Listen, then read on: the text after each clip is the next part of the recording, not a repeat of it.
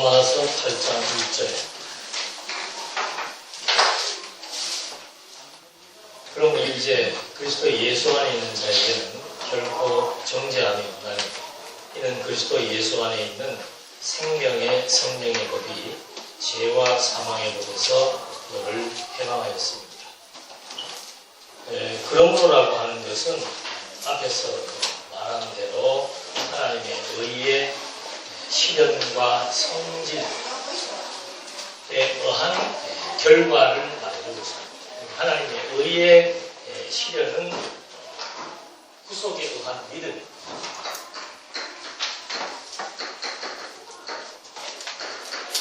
그리스도의 구속에 의한 믿음, 그 다음에 의의 성질은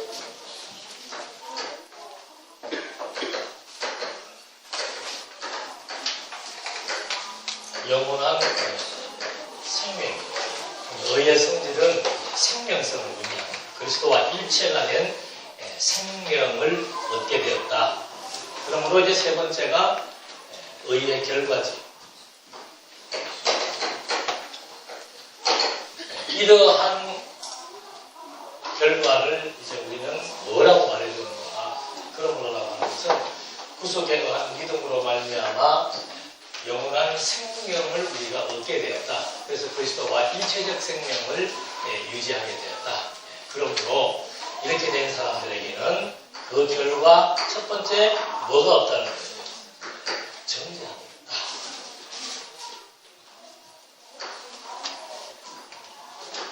이렇게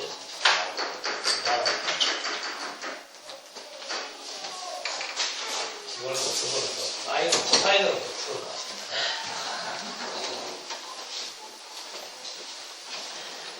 율법, 죄, 사망. 다음에 이제 이것이 은혜, 의, 생명. 그러므로라고 하는 것은 이제 이 상태에 있다가 그 말이에요.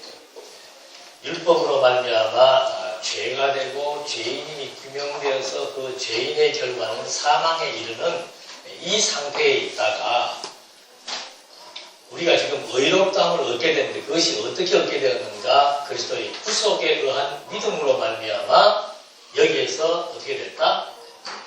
벗어나게 됐다. 그리고 여기에서 벗어난 상태는 뭔가? 그리스도의 생명과 일체가 된 영원한 생명을 가지게 된 그런 상태를 의미한다. 이렇게 된 결과가 그럼 이제 어떤 결과가 주어지는가?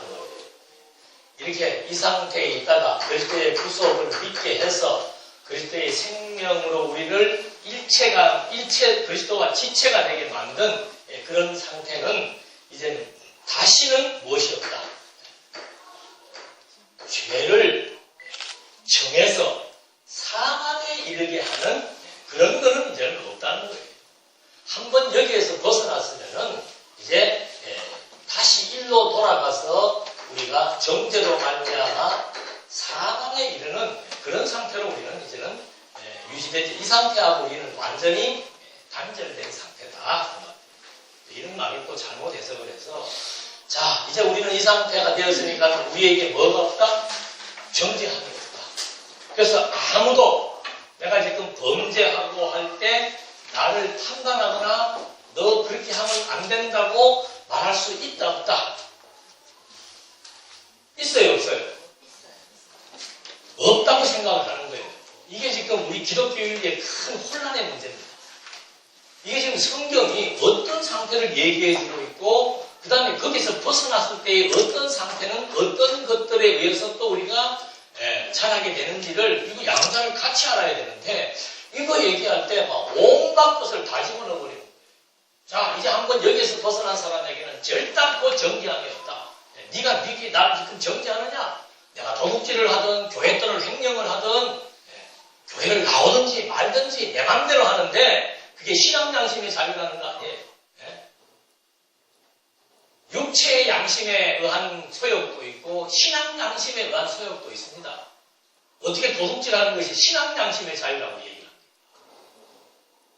그리고 우리가 혼돈하는 거예요. 인간은 누구나가 이 상태가 되어도, 자, 이 상태를 이제 인간의 상태를 뭐라고? 인간에게 이렇게 된 상태가 성령의 소욕에 의해서 지배를 받는 마음과 행동이 있고, 육체의 소욕에 의해서 지배를 받는 마음에 의한 행동이 있는 거죠. 그래서 이걸 이제 우리는 범죄라고 얘기한다. 그러면, 자, 사회도 마찬가지고, 가정도 마찬가지예요. 내가 내 마음대로 하겠다. 애가 내가 내 마음대로 하겠다. 학교도 안 가고, 용건 필요하다고 서서 도둑질이라고 하고 다니면, 그건 네 마음대로, 우리 아들은 어디에서 해방되었기 때문에, 율법과 죄와 사망으로부터 해방되었기 때문에 부모가 자식을 정죄할 수 있다, 없다? 이거 여러분 심각한 문제입니다. 없다고 생각하는 사람들이 너무 많은 거예요. 이 말씀을 잘못 오해하신 분들이, 그러니까 자식이 어떻게 되든 말든 방치해버리는 거야. 학교 가기 싫다 해도 그래, 알았다. 하나님이 하게 하시겠지. 그래서 성경은 반드시 이 부분에 대해서 반드시 분명하게 얘기해주고 있습니다. 하나님께서 사람마다 다 몸도 차이 다르게 섭리를 해나가시되, 이 조직 속에서, 조직체 속에서 유기체로서의 교회지요. 지금 우리 모임의 동산교회라. 그리스도를 머리로 해서 아는 것, 믿는 것, 그리스도의 같은 생명을 가지고 지금 여기 모여있단 말이에요. 근데 여기 모여있어도 신앙의 수준이 아주 그냥 엄청나게 다릅니다. 근데 A라고 하는 사람이 자꾸 교회 와서 도둑질을 하거나 아니면 교회를 협파시키거나 교회의 분열을 조작하거나 한다. 그거 그 사람의 신앙당심에 잘다. 절대 그 사람을 정죄할 수 없다. 천만의 말씀입니다. 예수님도 얘기했고 고린도서에도 나옵니다. 어리석은 범죄를 계속해서 반복적으로 짓고 자기가 저지른 범죄사항이 이것이 얼마나 나쁜 것인지도 모르고 그럼 깨닫게 해줍니다. 당신 그렇게 하면 안 되는 겁니다. 그거 잘못된 겁니다. 뭐가 잘못돼서? 내 하고 싶으면 하고 말고 싶으면 말하는 건데 내 마음대로 내 신앙 가지고 내 마음대로 사는데 당신이 뭔데 그러시오? 라고 말한다면 그 부분에 대해서 그 사람의 범죄사항에 분명히 지적을 해서 교회에게 알리도록 되어 있습니다. 교회가 그러면 안 되지요. 은혜가, 뭐가 은혜가, 왜 알리는가? 그 말이에요. 그러니까 고린도 교회가 그걸 방치해둔 겁니다. 아버지하고 살던 여자를 아들이 같이 또 데리고 살아요. 근데 버젓이 나와서 신앙생활을 하고 있는 거예요. 왜? 그래서 그런지는 모르지만 교회가 그런 사람에 대해서 체크를 못한다 이 말이지. 로마서에도 보면은 뭐 하지 말라고 그랬습니까? 비판하지 말라고 그랬잖아요. 그럼 비판, 탐단, 그게 뭘 의미하는가? 아니 이 사람이 지금 분명히 잘못하고 있으면 잘못됐다고 얘기를 해줘야 되는 게 맞지요. 근데 로마서에서 말하는 판단이라고 하는 것은 뭔가, 비판이라고 하는 것은 뭔가, 당신들이 지금 이 안에 있다 이 말입니다. 이 안에 있는데 뭘 이 안에 있는 사람들끼리 뭐 판단하고 비판하냐 이 말입니다. 여러분 우리가 지금 이 속에 있습니까? 아니에요. 여기에 있기 때문에 여기에는 두 마음의 법이 지금 우리를 움직여 나간다는 거죠. 아니 개인이 남한테 방해 안 주고 혼자서 무슨 생각도 나쁘게 하는 거예요. 우리가 수사관도 아니고 어떻게 하겠어요? 그건 다 상관할 필요가 없는 겁니다. 그러나 그 사람에게 드러난 행동이 단체에 영향을 미치고 계속해서 다른 사람에게 뭐가 안 될 때 건덕이 안 될 때 그 교회가 반드시 그 부분에 대해서 뭘 하게 되어 있습니까?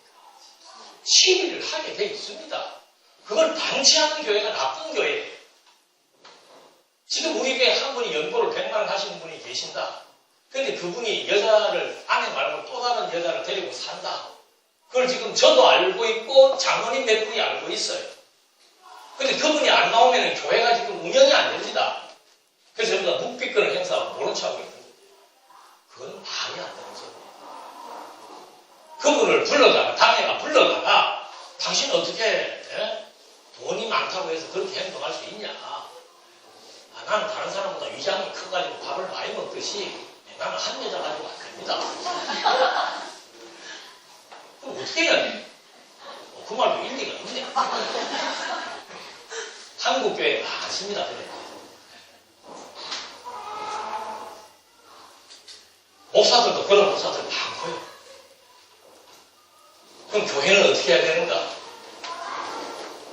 교회 덕을 세우기 위해서 우리가 조용히 하고 지나가자. 그건 덕을 세우는 게 아니고 덕을 무너뜨리는 거예요. 한두 사람이 그러기 시작을 하면은 이 조직이 무너지는 거는 한순간에. 왜 제가 항상 말씀드리잖아요. 좀 이왕 나오시라고 일찍 나오시라고. 왜? 지금 애들이 같이 다 있잖아요. 우리가. 애들 보고 학교 늦지 말라고 닥달을 하면서. 주일날 교회는 그래 늦게 와도 돼요? 그게 건덕이란 말이에요. 이런 말 하면 또 누가 시험에 들겠지. 들어도 할 수 없어요. 어떻게 성도가 교회에 빠지는 걸 예사로 생각을 합니까?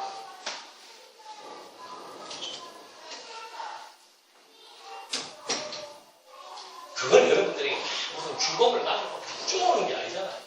지금 문제는 뭔가 그런 것들을 잘못된 것이라고 생각을 못한다는 게 있다는 거 아니에요. 무엇이 있기 때문에 신앙양심의 자유가 있기 때문에 그건 신앙양심이 자유가 아니에요. 육체의 소욕에 의해서 주신 자유를 육체의 기회로 삼는 거죠. 근데 그게 자꾸 교회에 영향을 미치고 교회 성도들의 영혼을 지금 자꾸 부패하게 만든다면 당연히 교회가 그 교회를 세워나가기 위해서는 그런 부분에 대한 치리를 할 수밖에 없는 거예요. 그러니까 바울이 야, 너 왜 그런 사람들 교회가 가만히 있냐 이거. 그 사람 순수에 입학해서 그 범죄를 물어 들어가서 본인이 정말 통해 작업을 한다면은 사람들 앞에 나와서도 정말 진정성 있는 회개를 시켜서 다른 사람을 만들거나 아니 내 양심 가지고 내 돈 가지고 내가 알아서 하는데 교회가 왜 간섭을 하냐 그러면은 교회는 어떻게 하라고 그랬어요? 고린도서에 나와 있습니다. 출교하라고 그랬어요. 그게 교회를 지키는 거고 교회를 세워나가는 겁니다. 여러분 교회 사랑 그러니까 모든 것을 다 그냥 이해하고 넘어가는 게 사랑이 아니에요.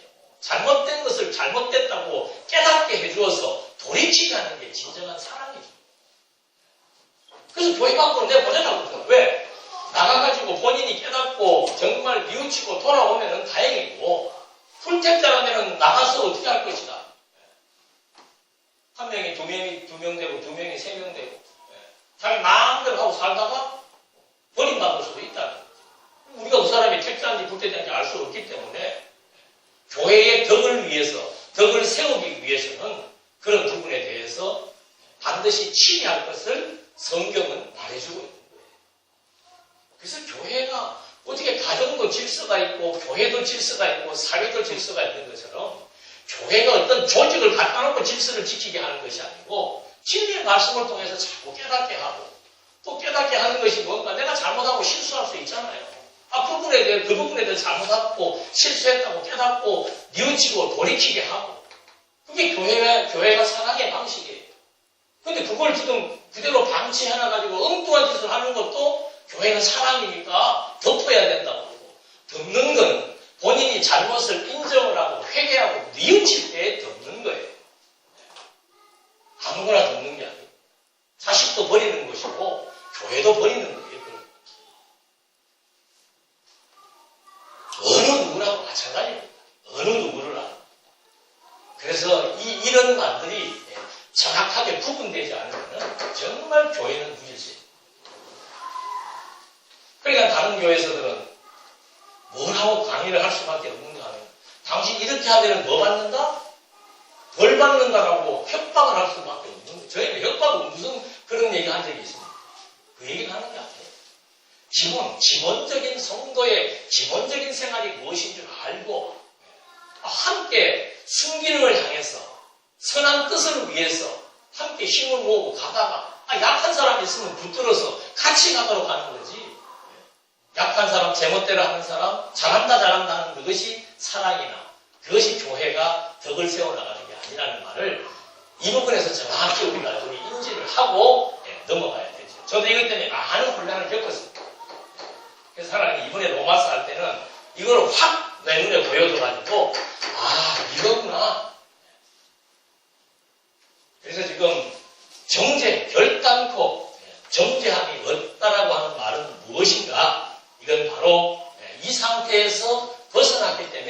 정죄함이 없다는 것이다. 그래서 더 구체적으로 말합니다. 그건 여기에서 벗어났다는 정죄함이 없다는 것은 뭔가 2절에 그리스도 예수 안에 있는 생명의 성령의 법이 죄와 사망의 법에서 너를 해방했다. 정죄함이 없다라고 하는 말은 뭔가 하면은 그리스도에 의한 성령의 생명의 법이에요. 생명의 성령의 법이 성령의 법이 우리를 어디에서? 죄와 사망의 법에서 뭐 했다? 해방했다. 그래서 우리에게는 정죄함이 없다는 말을 해주는 거예요. 그런데 바울이 지난 시간에 무슨 고민을 합니까? 오라가는 공부한 사람. 내 마음에 두 마음의 법이 있어서 이게 나를 사로잡는다. 바울은 알잖아요. 자기의 잘못을. 예? 자기가 무엇을 잘못하고 있고 이렇게 해서는 안 된다는 것을 알고 있고 그게 고통스럽고 그 고통을 알고 나서 보니까 하나님께서 나로 하여금 그렇게 고통스럽고 아픔을 알게 하시는 이유는 이 죄와 사망의 법에서 나를 해방시켜 주신 하나님의 은혜가 무엇인지 의와 생명의 법이 무엇인지를 깨닫게 하기 위함이라는 사실을 고백하는 거예요. 그래서 우리가 깨닫는다는 말은 굉장히 중요한 의미가 있다. 아이고 이제는 과거, 현재, 미래의 죄 다 용서받았습니까? 안 받았습니까? 받았잖아요. 네. 그러니까 이제는 나를 정죄할 수 있습니까? 없습니까? 똑같은 얘기예요. 참 성경에 있는 구절에서 헷갈리잖아요. 그리스도의 속죄라고 하는 것은 과거, 현재, 미래의 죄를 다 뭐한 겁니까? 다 용서해 주는 거예요. 나를 정죄할 수 있습니까? 없습니까? 있기도 하고 없기도 한 거예요. 무조건 없다고 해도 안 되고 무조건 있다고 해도 안 되는 거예요. 이 정죄는 없다. 이 말이에요. 죄와 사망에 처하는 정죄는 없는 거예요. 그러나 내게 아직도 무엇이 있기 때문에 육체의 소욕이 있기 때문에 말씀에 의해서 치리를 받아야 된다는 것은 당연히 존재하는 거예요. 무엇을 위해서? 건덕을 위해서 하는 거예요. 건덕. 교회를 세워나가기 위해서. 아니 우리 어느 목사가 그래 14년 동안을 교회 여집사하고 이중생활을 했다는 거 아니에요. 그래서 나중에는 그 여집사가 먼저 공포심이 들어가지고 이래도 됩니까 목사님? 뭐라고 위로를 하겠습니까? 예수님은 우리의 과거와 현재, 미래의 죄를 다 용서했기 때문에 괜찮습니다. 담대해야 돼요. 담대. 그러니까 척추뼈가 부러져 버리더라. 그럼 척추뼈 부러져. 그 말 하려고 하는 게 아니에요. 하나님의 살아계심이지. 그게 깨닫게 하는 방법이라고. 진리의 말씀을 듣게 해서 깨닫게 하는 방법도 있고 그렇게 방자하고 14년 동안 하나님을 속이고 가정의 아내를 속이고 그 아내, 그 여자의 남편을 속이고 성도들을 속여왔는데 하나님이 그냥 놔두는 게 뭐 이상한 거 아니에요. 그러면 그 바람에 또 그게 막 온 교회에 펼쳐진다. 교회가 쑥대밭이 되고 출발부터 우리가 정확히 알아야 됩니다. 예수 믿고 범죄한다고 해서 하나님께서 무조건 다 누군가 지금 범죄 얘기하는 거예요. 근본적인 이 문제로부터 우리는 완벽하게 해방이 됐습니다. 어느 누구도 정죄할 수 없습니다. 그러나 육체를 입고 살기 때문에 육체의 탐욕이 교회를 허물고 가정을 허물고 내 영혼을 파괴시킨다면 하나님께서 반드시 말씀으로 치리를 해서 깨닫게도 하고 아니면 말씀으로 치리하지 않는 다른 방법을 동원해서라도 대주기간에 보내가지고 깨닫게도 하고 그렇게 해서 우리들로 하여금 육체의 소욕을 점진적으로 죽여나가면서 성령의 소욕으로 성령의 열매를 맺게 하시는 과정이랍니다. 나는 탐자에 대해서 그렇게 편안하게 얘기하는 사람들 보면 이해할 수가 없어요. 여러분 지금 당장 나가서 저 지금 산이가 먹는 밥 같이 먹을 수 있겠어요? 배고프면 먹습니다. 그게 얼마나 비참한 상태인데. 하나님께서 한 바퀴 돌리시더만 덜 도는 사람. 하나님께서 한 바퀴 돌게 해. 우리는 뭐 과거, 현재, 미래에 대해 다 용서받았어. 하나님이 한번 돌리니까 탕자가 돌게 되듯이 그러고 한번 돌고 그게 처절한 유혹은 무슨 징계받는 것도 아니었지만, 시련이었지만, 그런 처절한 어려움을 겪고 깨달음이 주어지는 사람이 그렇게 탕자의 길을 그렇게 편안하고 쉽게 무슨 농담하듯이 얘기할 수 있겠습니까? 그건 아니죠. 경건의 연습이라는 것은 정말 하나님 앞에서 그리고 말씀 앞에서 진지한 거예요. 진지한. 하나님의 말씀이 그렇게 호락호락하지 않습니다. 사도 바울도 그러잖아요. 내가 죽으라고 사도 바울이 얼마나 많은 글을 썼습니까? 사도 바울이 신약 성경의 70%를 쓴 사람이에요. 신약 성경의 70%를 계시를 받아가지고 기록하고 나서도 바울이 뭘 두려워합니까? 내가 이렇게 하나님 앞에 이렇게 쓰임 받다가 나중에 어떻게 되냐? 버려지는 걸 어떻게 하지? 바울이 창세전 글씨판에서 예정된 걸 몰라서 그 말을 했겠습니까? 바울이 하나님이 하게 하심을 몰라서 그 말을 했겠습니까? 여러분, 이 진리가 그렇게 무서운 거 아니에요. 쉬운 거 아니에요.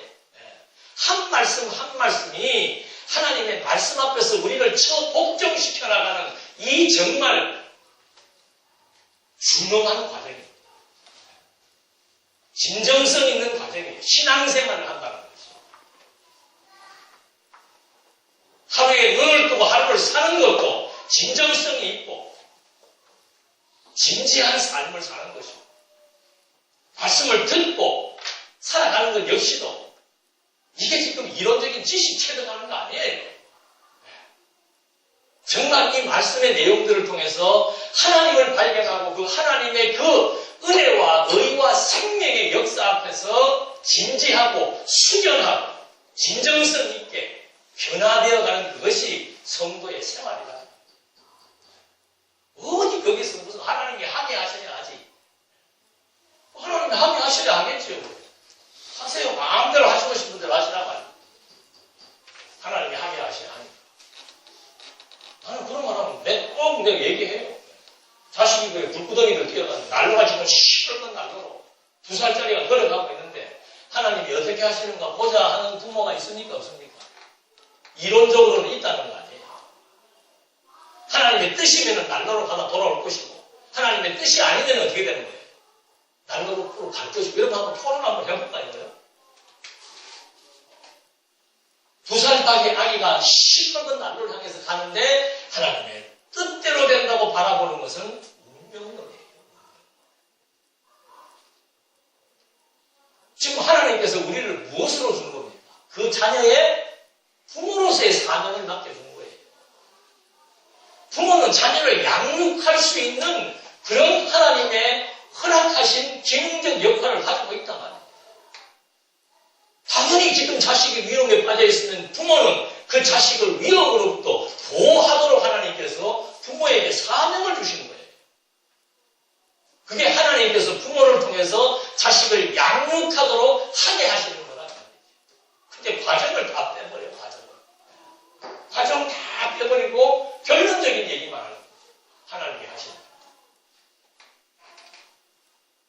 우리 말씀운동의 역사가 40년이 지금 다 돼가는데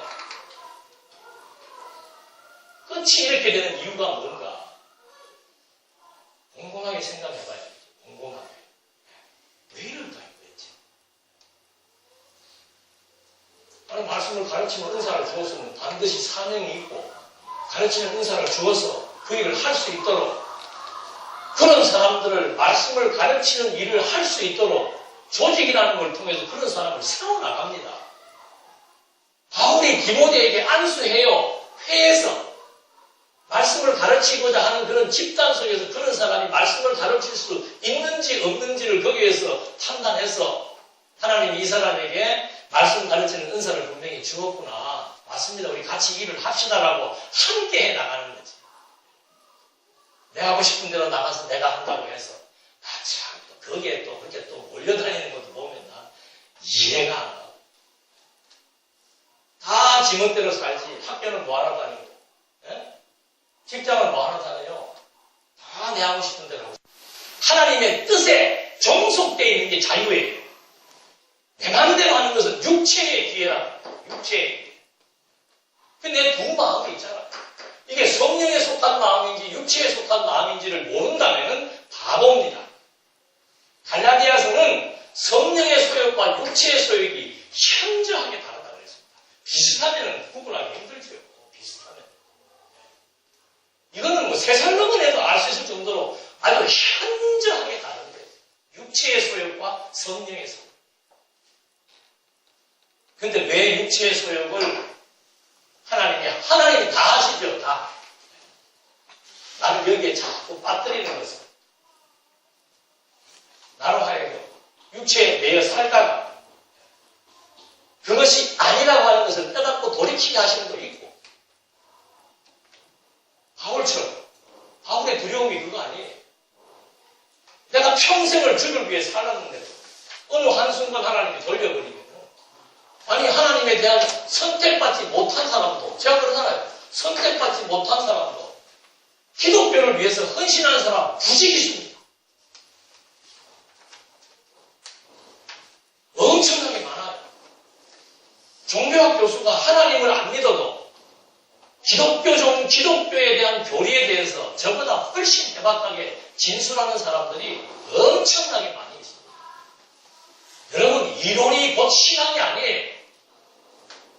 이론에 대한 깨달음의 결과로서 이게 말해주는 거라니까. 행함이 없는 믿음은 죽은 믿음, 내가 지금 믿음이 죽었는지 살았는지를 그 사람이 행하는 행동으로 판단하는 거예요. 아무리 논리정연한 말을 하면 뭐합니까? 저도 마찬가지예요. 열애가 없습니다.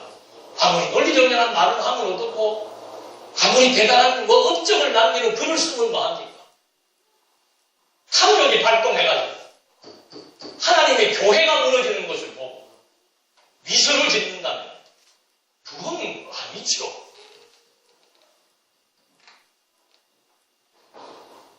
이게 다시 세워져야 돼요. 처음부터 다시 시작해야 돼요. 내가 장안교에서 이런 강의를 하니까 나를 보고 이원론이라고 얘기해요. 하나님도 하시고 인간도 한다고 얘기합니다.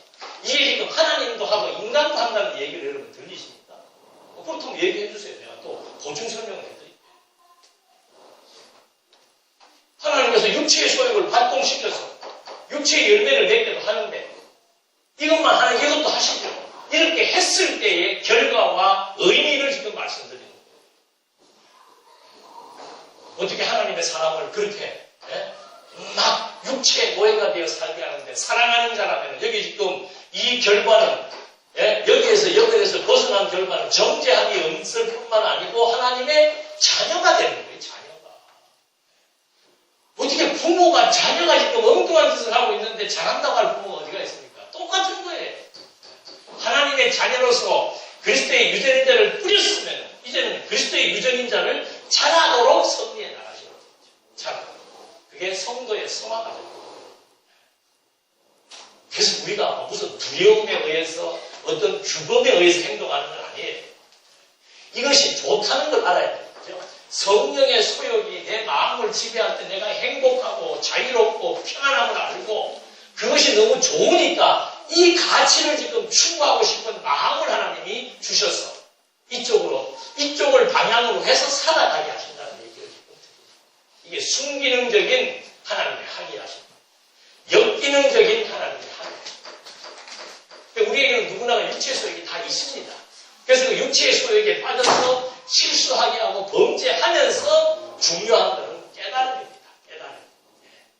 처절한 깨달음. 그 깨달음을 통해서 이쪽 방향으로 방향을 자꾸 선회시켜서 성령의 열매가 얼마나 아름다운 것임을 알게 해서 그쪽으로 자꾸 가문을 만들어 나가는 이것이 하나님께서 해나가시는 합력의 선을 이루어 나가시는 과정입니다. 탕자가 대중인간이라고 하는 그 치욕적인 인간의 막장 속에 들어갔던 탕자가 아버지가 잔치를 배설해 주니까 맞아, 내가 한 번 더 갔다 와야 되겠다. 그 말은 거기가 좋다는 뜻이에요. 대주리가 좋으니까 내가 더 갔다 와야 되겠다는 말을 하는 거지, 대주리가 정말 치욕의 현장이고 인간으로서는 막장인데 그걸 경험한 사람이 거기를 내가 한번 아버지가 내 자녀가 되어가지고 용서해주고 과거, 현재, 미래의 죄를 다 용서해 주었으니까는 나는 그래도 대주리간에 또 가야 되겠다. 그건 깨달음이 없는 사람이지. 그래서 우리 신앙생활 정말 이제 우리 정신 차려서 해야 될 때입니다. 왜 이 좋은 말씀 가지고 이 좋은 말씀에 의해서 심령의 평안을 유지해 나가면서 그 무엇으로부터도 억압과 제재 없는 가운데서 하나님의 선한 일을 마음껏 할 수 있도록 자리매김이 된다는 거죠. 집사로서의 선한 일, 권사로서의 선한 일, 구역장으로서의 선한 일, 재직으로서의 선한 일, 속계로서의 회원으로서의 선한 일 얼마나 많아요. 그게 우리의 기쁨이라고 합니다. 목사님들이 성경 연구하면서 막 행복하다고 그러잖아요. 그게 선한 일이에요. 여러분들이 집에서 아침에 일어나서 성경 한 구절을 묵상하니까 마음이 편안해진다? 그 선한 일이에요. 그 선한 마음으로부터 시작해서 내 생각과 마음과 행동들이 변화되게 되어 있다는 거죠. 아침에 출근할 때도 아무 생각 없고, 일할 때는 현실만 보이고, 퇴근하고 집에 와서도 아무 생각 없이, 불평과 불만, 나타난 상황, 그러고 만약에 1년 동안 산다면은 그 인생은 불행한 인생입니다. 그 마음에 무슨 행복감이 있겠습니까? 자기 욕망이 이루어지는 것에 의해서 행복감을 있을 수가 있겠죠. 오늘은 장사 매상이 생각했던 것보다 3배나 올랐다. 와, 그거는 믿는 사람이나 믿지 않는 사람이나 똑같은 거예요. 그러니까 이 말씀 운동의 맹점이 뭔가 하면 10년 되고 20년 돼도 믿는 사람인지 믿지 않는 사람인지 구분이 안 난다는 거 아닙니까? 10년이 되면 뭐 할 거예요? 20년이 되면 뭐 할 거예요? 그게 내 훈장입니까? 6개월이 돼요. 말씀 한 구절에 의해서 감동받고 행복할 수 있습니다. 30년이 돼요.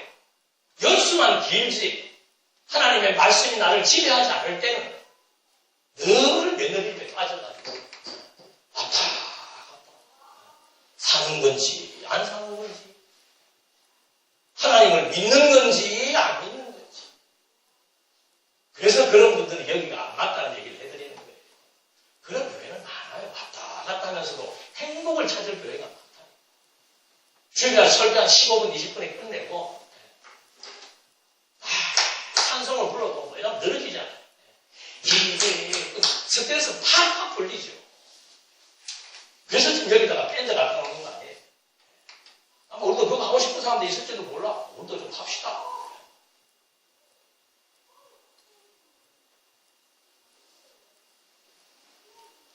이런 한 구절이요. 정죄함이 없다는 이런 한 구절이. 그래서 오늘 권사님은 우시더라. 내 30년 인생을 돌려달라.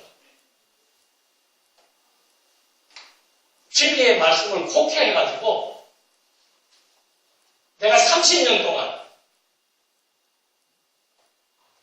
육체의 기회로 삼는 그것이 내 마음의 심령의 평안인 줄 알았다 이거죠.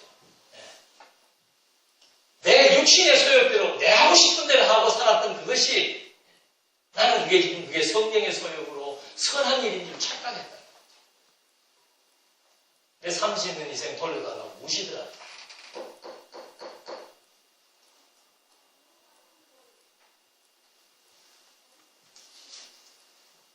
3절 말씀에 율법이 육신으로 말미암아 연약하여 할 수 없는 그것을 하나님은 하시나니 곧 죄를 인하여 자기 아들을 죄 있는 육신의 모양으로 보내어 육신의 죄를 정하사 육신을 쫓지 않고 그 영을 쫓아 행하는 우리에게 율법의 요구를 이루어지게 하십니다. 율법이 육신으로 말미암아 연약하여 할 수 없는 그것을 하나님은 하신다. 이 율법을 지켜서 의가 돼야 되는데 육신이 약하니까 율법을 지켜서 의가 되지 않고 도리어 죄가 된다 이 말이죠. 그래서 그 문제를 하나님이 하신다. 어떻게 해결하셨는가? 죄를 인하여 자기 아들을 죄 있는 육신의 모양으로 보냈다. 하나님의 백성들이 율법을 지켜서 의가 돼가지고 생명에 이르러야 되는데 육신이 약하니까 율법을 지키지 못해서 죄인으로 규정이 되고 그 죄인으로 말미암아 사망에 이르는 형벌을 받기 때문에 하나님께서는 그 문제를 해결하기 위해서 당신의 아들을 무슨 모양으로? 육신의 모양은 죄 있는 몸이다. 그 죄 있는 육신의 모양으로 당신의 아들을 보내어서 그 육신의 죄를 정하여 가지고 4절 육신을 쫓지 않고 그 영을 쫓아 행하는 우리에게 율법의 요구를 이루어지게 하려 하십니다. 육신을 쫓아서 사망에 이르게 되는 이 문제를 이제는 영을 쫓아 살아가는 우리들에게 이 문제를 해결해 주시려고 예수님을 죄 있는 육신의 모양을 입혀가지고 그 육신의 모양으로 죄인이라고 규정을 해서 이쪽으로 집어넣어서 죄가 요구하는 사망의 요구를 그리스도가 다 지불해 주었다. 누구 때문에? 영으로 살아가는 우리 때문에 그 말이에요. 그래서 육신을 쫓는 자는 육신의 일을, 영을 쫓는 자는 영의 일을 생각합니다. 육신의 생각은 사망이요, 영의 생각은 생명과 평안입니다. 자, 이제 구분되죠? 육신을 쫓는 자는 무슨 일을 해요? 이게 육신이에요. 이걸 육신이라고 얘기합니다. 죄 있는 모양, 육신이에요. 육신의 일을 쫓는 사람은 반드시 무슨 일을 하게 되어 있습니까? 육신의 일을 하게 되어 있고 그 생각은 사망이다. 이게 나오잖아요. 육신의 일을 쫓는 사람은 그 결과가 사망이고 육신의 생각을 하니까 사망이다. 그런데 영의 일을 생각하는 사람은 영의 생각은 생명과 평안이다. 6절. 영의 생각이 뭐예요? 이게 영의 생각 아니에요. 하나님의 의, 그리스도의 의로 말미암아 그리스도의 생명을 얻은 영의 생각. 이거는 뭐예요? 이게 생명의 생각이고 이건 사망에 이르는 생각이다. 그래서 7절 육신의 생각은 하나님과 원수가 되나니 이는 하나님의 법에 굴복지 아니할 뿐 아니라 할 수도 없습니다. 육신의 생각은 뭐예요? 이게 하나님과 원수가 되는 생각이에요. 이거는 우리가 하나님의 법을 지킬 수도 없고 하나님의 법에 굴복할 수 없다는 것은 하나님의 법을 지켜서 의가 될 수 없다 그 말을 하는 거죠. 그래서 육신에 있는 자들은 하나님을 기쁘게 할 수 없다는 겁니다. 이게 육신에 있는 자들입니다. 이 속에 빠져 있는 사람은 하나님과 원수가 되기 때문에 하나님을 기쁘게 할 수 없다는 거죠. 그런데 9절 만일 너희 속에 하나님의 뭐가 거하시면 영이 거하시면 너희가 육신에 있지 아니하냐고 어디에 있다? 영에 있다. 누구든지 그리스도의 영이 없으면 그리스도의 사람이 아닙니다. 그러니까 만약에 우리에게 뭐가 있다면 하나님의 영이 거한다면 여기는 하나님의 영이 있어요? 없어요? 없어요. 근데 우리가 만약에 그리스도의 구속을 믿음으로 말미암아 영원한 생명을 얻어서 우리의 영혼에 하나님의 영이 지금 거한다면 즉 내 죽었던 영혼이 성령의 소욕으로 말미암아 지배를 받는다면 그 말을 합니다. 우리는 누구 사람이다? 그리스도의 사람이다. 육신에 속한 사람이 아니고 그리스도의 사람이다.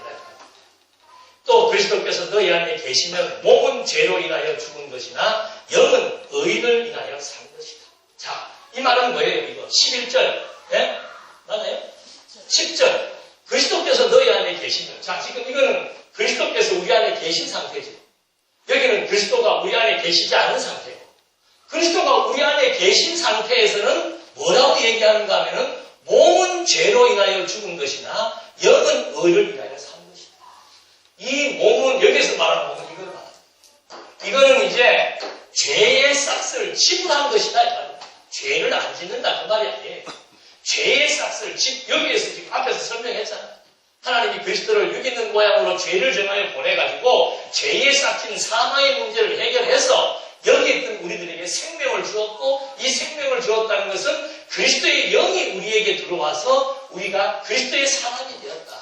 그래서 우리의 이 육을 지금 입고 있지만 이것은 이제 죄를 정하는 사망에 이르는 형벌은 모면하고 지금 있는 것이다. 왜? 내 영이 지금 어떻게 되기 때문에 살아났기 때문에 그 말입니다. 그래서 11절 예수를 죽은 자 가운데 살리시니 영이 너희 안에 거하시는 그리스도 예수를 죽은 자 가운데 살리시니가 너희 안에 거하시는 그의 영으로 말미암아 너희 죽을 몸도 어떻게 해요? 자, 이 말은 또 여기 말하는 거예요. 너희 죽을 몸도 어떻게 했다? 살렸다. 이게 헷갈려요. 그래서 이게 육의 몸이란 말입니다. 육신의 몸이란 말입니다. 육신의 몸은 죽을 몸이에요. 그리스도의 영이 우리 안에 거하니까는 육신의 몸, 죽을 몸을 어떻게 했다? 살려서 그리스도인이 되게 했고 그리스도의 영이 나를 지배하게 만들어 놨다 이 말이죠. 12절 그러므로 형제들아 우리가 빚진 자로 돼 육신에게 져서 육신대로 살 것이 아닙니다. 우리가 빚졌다는 말은 뭐예요? 이걸 우리가 해결하지 못했다. 율법으로 말미암아 율법을 지켜서 의인으로서의 생명을 얻고 살아야 되는데 율법을 범해서 죄가 되어서 사망에 이르렀는데 사망에 이른 육신의 몸을 그리스도가 대신 사망을 지불해서 우리를 여기에서 벗어나서 그리스도의 생명을 주고 그리스도의 사람으로 만들어 놓았다 이 말입니다. 그래서 우리가 지금 뭐한 자들이다? 빚진 자라 이 말이죠. 너희가 육신대로 살면 반드시 죽을 것이로되 영으로서 몸의 행실을 죽이면 살리니 무릇 하나님의 영으로 인도함을 받는 그들은 곧 하나님의 아들이다. 육신대로 산다는 것은 반드시 죽음이죠. 육신의 요 상태로 살아가는 것은 영원한 사망에 처하는 거예요. 그러나 이제는 우리에게 그리스도의 영이 들어와 있기 때문에 영으로서 뭐를 죽여나가는 거예요? 육체의 소욕의 행실을 죽여나감으로 말미암아 무릇 하나님의 영으로 인도함을 받는 그들은 하나님의 아들이다. 그러니까 이게 로마서가 그래서 어려운 겁니다. 육신의 몸이 이걸 말하는지 저걸 말하는지 내가 지금 뭘 지불한다는 것이 뭘 지불한다는 것인지 정죄함을 받는다는 것이 무엇인지 그거에 대한 명확한 부분이 지금 이제 이 그림을 통해서 하나하나 확인되고 있잖아요. 그러니까 이제 우리는 이 상태에서 그리스도의 구속으로 말미암아 이 상태가 되었고 그래서 이제는 여기에 요구되는 죄와 사망으로부터 우리는 완전히 해방되었기 때문에 우리는 그리스도에게 빚진 자다. 왜? 우리가 해야 될 일을 갖다가 그리스도가 대신 져서 죄와 사망의 저주를 받으시고 거기에 있는 우리를 속량해서 의와 생명을 얻게 해서 이제 우리의 영혼이 거듭나고 중생해서 그리스도의 영으로 지배를 받는 자들이 되어버렸다. 이걸 지금 이제 바울은 하나님의 자녀가 되었다는 말을 해주는 거예요. 하나님의 자녀가 되었다는 것은 하나님의 자녀가 아니라는 말은 이건 완전한 사망에 이르는 상태를 의미합니다. 그래서 아직도 믿지 못하고 있는 사람은 이 상태에서 지금 살아가고 있는 거예요. 여기에서 해방되어가지고 이제는 그리스도의 영의 지배를 받으면서 산다는 이것이 아버지가 재벌의 회장이다. 아버지가 무슨 법무부 장관이다. 그러면 그 아들은 뭐 얼마나 편안하겠습니까? 똑같은 거예요. 우리 아버지가 누군가 이 말이에요. 우주와 만물을 창조하신 창조주가 이제 우리의 아버지가 되었다. 나중에 뒤에 또 나옵니다. 그래서 그냥 바울이 이제는 하나님을 뭐라고 부른다? 아버지, 아버지라고 부를 수 있는 과거에는 하나님 이름도 못 불렀어요. 여호와라고 하는 이름도 못 불렀어요. 근데 이제는 그리스도가 이 대가를 지불하고 나서 우리 모두가 이제는 하나님의 자녀가 되어가지고 하나님을 아버지로 우주와 만물을 창조한 그분이 나의 부모가 되어서 내 삶의 일거수일투족을 당신이 책임지고 보호하고 인도해 나가신다라고 합니다. 아버지와 아들의 관계가 어떤 상태인지 어릴 때 아버지를 잃어버려가지고 고아원에 살면서 온갖 핍박과 학대를 받고 꽃제비 생활을 하다가 아버지를 만났는데 그 아버지가 대한민국의 국무총리라 말입니다. 예를 들면 아버지 생각만 하고 막 이게 꿈인가 생각인가 꿈인가 생각인가 또 생각나. 그저께는 권사님 한 분이 83세 된 권사님이 인터넷으로 말씀을 듣고 감격을 해가지고 나한테 좀 이 교재를 좀 구입했으면 좋겠다. 그래서 교재가 없으니까 나는 그분 전화번호를 우리 김동현 씨가 줘서 알고 있고 그분은 내 전화번호를 잘 모르시더라고요. 그래서 예의상 그냥 전화를 드렸죠. 전화를 받으시더니 안녕하세요. 저 김승인 목사입니다. 네? 김승인 목사입니다. 그냥 기절하시는 거예요. 아유, 이게 꿈이야, 생시야? 꿈이야, 생시야? 계속 그러죠. 아니, 뭐, 말씀 전하는 거, 말씀 공부하다가, 목사가 전화한다, 살다가 또, 그게 내가 대단한 건데, 몰라요. 꿈이야, 생시야를 계속 꿈이야, 생시야, 꿈이야, 생시야. 나중에 전화 끊을 때도, 자기 자식들한테, 야, 이게 꿈이냐, 생시냐, 꿈이냐, 생시냐. 여러분 사시면서 그 생각 들어요? 꿈인지 생신지 꿈? 예?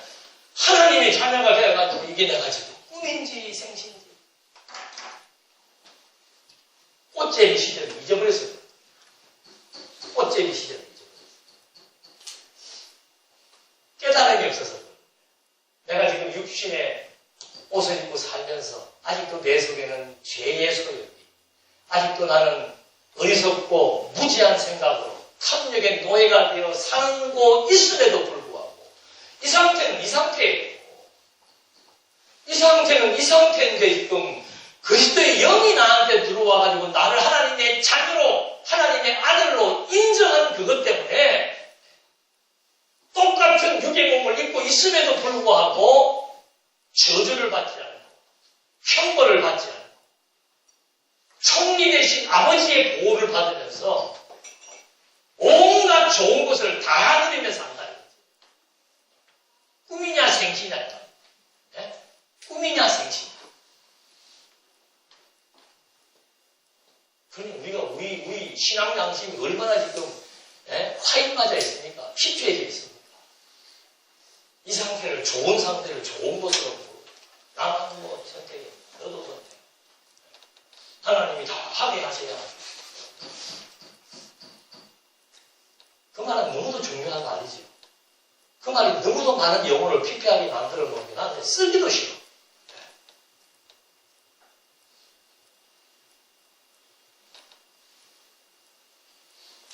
정말 우리 모두가 아침에 눈을 뜨면서 이게 꿈인지 생신인지.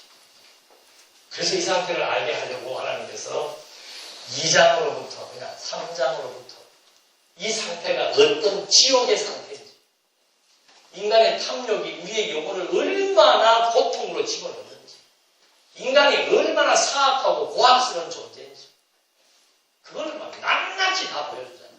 낱낱이. 그래서 내 어리석음이 보여야 꿈인지 생신지가 들어가죠. 근데 우리 어리석음을 못 보는 거예요. 이제. 만성이 되는 거예요.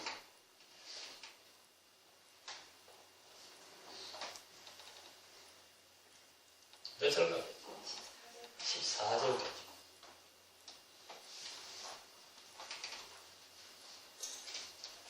그래서 여기서부터 12절로부터 14절까지는 이제 정죄함이 없고, 두 번째가 하나님의 자녀가 되었다. 그래서 꿈인지 생신지를 늘 우리가 확인할 필요가 있는 거죠. 그래서 15절, 17절에서는 이제 양자의 영을 받은 자녀는 그리스도와 함께하는 후사이다. 이거 한번 읽고 끝냅시다. 15절. 너희는 다시 무서워하는 종의 영을 받지 아니었고 양자의 영을 받았으므로 아바 아버지라 부르짖느니라. 이게 무서워하는 종의 영이죠. 율법의 종, 죄의 종, 사망의 종. 이제는 우리가 그 종의 영을 받지 않고 이제는 양자의 영을 받았기 때문에 하나님을 아버지하고 부를 수 있다. 성령이 친히 우리 영으로 더불어 우리가 하나님의 자녀인 것을 증거하시나니, 자녀임은 또한 후사 곧 하나님의 후사여 그리스도와 함께한 후사니 우리가 그와 함께 영광을 받기 위하여 뭐도 받아야 된다? 크게 대답하세요. 하나님의 자녀의 정체 중에 하나가 뭔가 잘 나가다가 또 삭혀요. 고난도